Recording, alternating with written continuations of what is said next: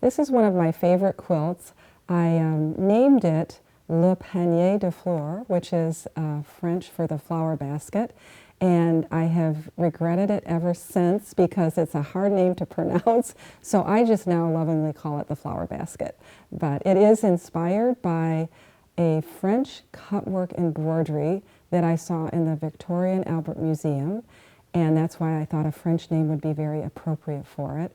But visiting the Victoria and Albert Museum, I saw this really wonderful little tiny kind of embroidery. And it was a center basket with these really interesting embroidered kind of scallop look to it. And I just sketched it out and I brought it, and it was also in the color scheme. It was navy background with white and kind of off-white tan embroidery. So I took that idea and I created this quilt, and it has been, I think shows kind of my love for traditional designs, traditional applique. And I used the stitched raw edge fusible technique that we use on our quilts, and came up with a completely appliqued design except for the miters in the small inner border and the remaining two borders. So everything else is completely machine appliqued, which was a interesting challenge, to put it mildly, of putting this quilt together and keeping it nice and flat. And I was very happy with the results of it. I knew that I wanted something unique for the edge, thinking of that original piece that had the little embroidery kind of scallop with just thread.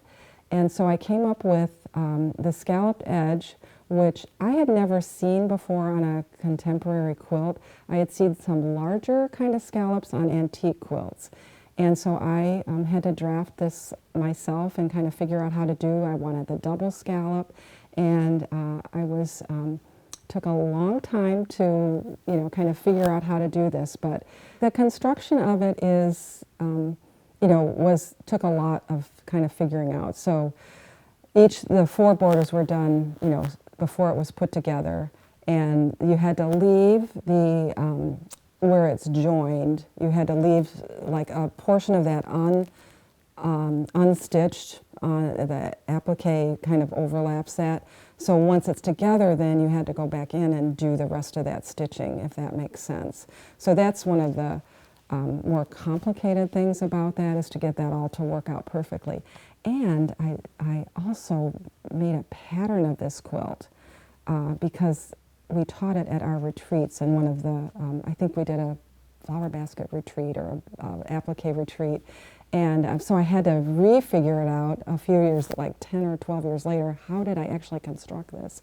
And quite a few people did make the quilt. I did a smaller version of it, and some people did that, and there were other options. But I do see some of these quilts out there from the pattern that was created from this, but a little bit of a complex construction technique. So was finished with the quilt and decided to enter it in 2000. AQS had its first auxiliary type of show, and it was in Nashville.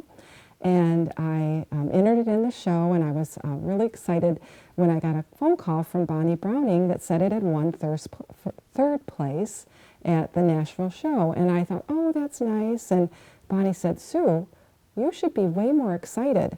And I was thinking of first, second, and third at like all of their other shows, which is still a big deal.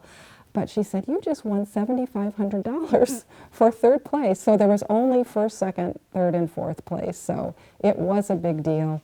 And, I traveled to Nashville. I think I might have even been teaching at that show, and was really excited to see it alongside the four top winners at the first AQS show, Nashville show. The joy of evolving on the go. The 4-point placement function on the B790 Pro allows you to morph your designs to precisely suit your project.